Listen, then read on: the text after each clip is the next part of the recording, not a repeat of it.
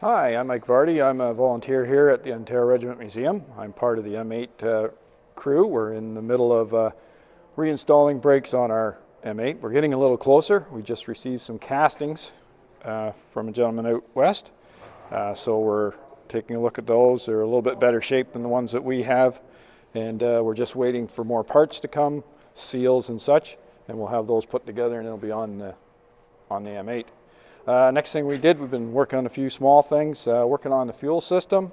So the other day we've taken fuel filter off on the bottom. I actually took it upon myself to manufacture a gasket because the gaskets for this item aren't available. So we took a model of it and cut the gasket out of cork. As well, we've just cleaned up the fuel pump.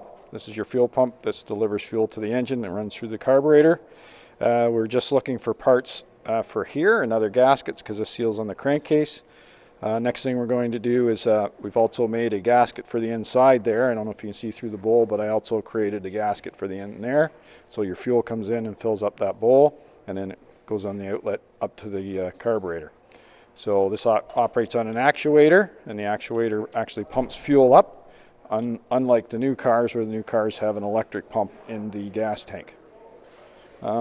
So that's what we've been working on today. We just cleaned up all the block and everything so we can see if there's any problems with the block when it leaks, because we found that we were getting an oil leak around the bottom here. So what happens, because this is attached to the engine, oil comes in here, lubricates the springs as to keep this actuator lubricated, and then the oil pools up, comes back out this hole and goes into a small hole in the engine. So I've just got out of the engine bay and had that all cleaned up.